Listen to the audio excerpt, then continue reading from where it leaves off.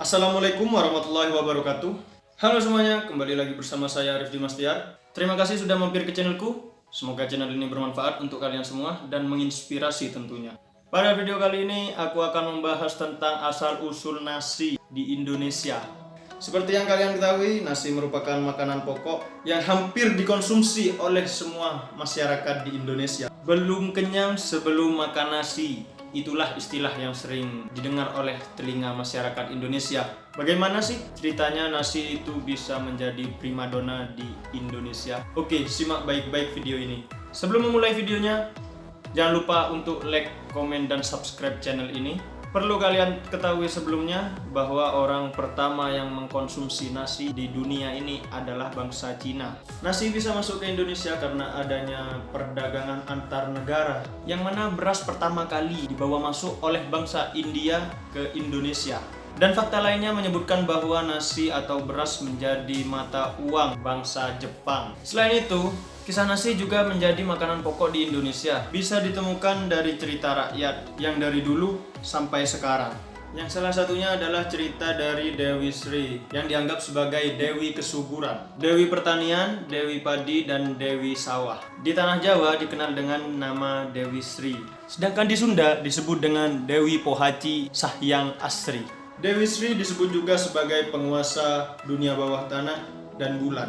Dia dapat mengendalikan bahan makanan yang berada di bumi ini, terutama padi, mengatur kekayaan, kehidupan, dan kemakmuran. Seperti panen padi yang melimpah dan selalu dimuliakan sejak kerajaan Majapahit dan Pajajaran. Selain itu, dia juga bisa mengembalikan kebalikannya, seperti kemiskinan, bencana kelaparan, hama penyakit, dan juga kematian. Dan Dewi Sri ini juga dipandang sebagai Dewi Kehidupan, sekaligus dihubungkan dengan tanaman padi dan ular sawah. Dikisahkan Dewi Sri ini lahir dari telur ular ajaib yang bernama Antaboga. Telur ini sangat indah, yang diciptakan dari tetesan air mata Antaboga atau si ular tersebut.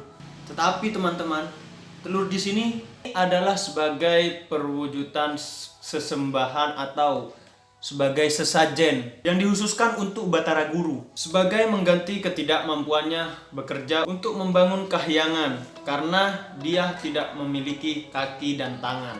Atas perintah dari sang Batara Guru, si ular Antaboga ini mengerami telurnya sampai menetas. Ajaibnya, dari telur tersebut lahirlah seorang perempuan cantik, lucu, dan menggemaskan, yang sekaligus diangkat menjadi seorang anak serta permaisuri oleh Batara Guru. Setelah itu, anak tersebut diberi nama Nyi Pohaci Sahyang Sri. Seiring waktu berjalan, tumbuhlah anak kecil ini tadi menjadi wanita yang baik hati, cantik jelita, lemah lembut, halus tutur katanya, luhur budi pekertinya, dan bahasa yang sangat sopan, serta saking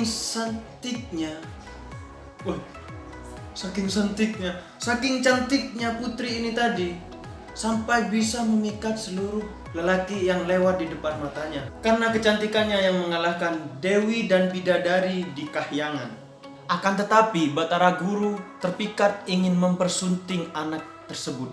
Melihat gelagat Batara Guru, sang dewa-dewa lain pun khawatir jika pernikahan itu terjadi. Maka dari itu, untuk menyambut kesucian Dewi Sri dan keselarasan rumah tangga yang berada di kahyangan, para dewa berencana untuk memisahkan Batara Guru dan si Sri ini, kawan-kawan. Setelah itu, para dewa pun bersepakat untuk membunuh Dewi Sri dari minuman yang ingin dicampur dengan racun. Dan akhirnya Dewi Sri ini pun mati. Para dewa ini pun merasa sangat bersalah, panik, dan sangat takut. Sangat takut karena telah membunuh gadis suci ini yang sangat baik hati. Akhirnya, jenazah Dewi ini pun dibawa turun ke bumi dan dikuburkan di tempat yang jauh dan tersembunyi di bawah bumi ini. Lenyapnya atau meninggalnya atau matinya Dewi Sri ini membuat seluruh kahyangan bersedih. Terlebih Batara Guru dan Antaboga atau si ular tadi.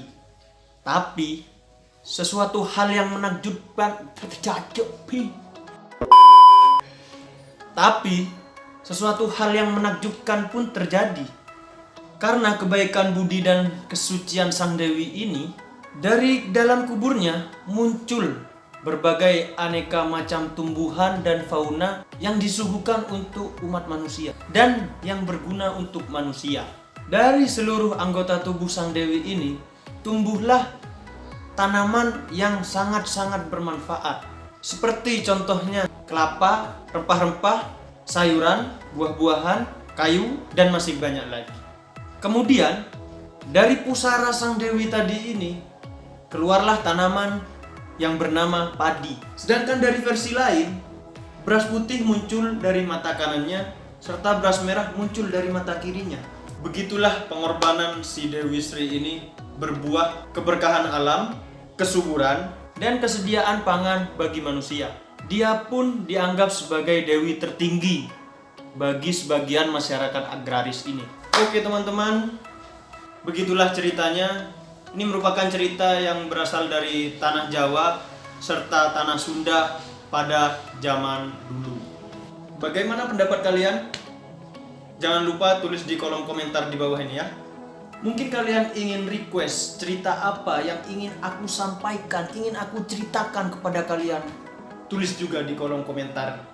Oke teman-teman, sampai jumpa kembali di video saya selanjutnya.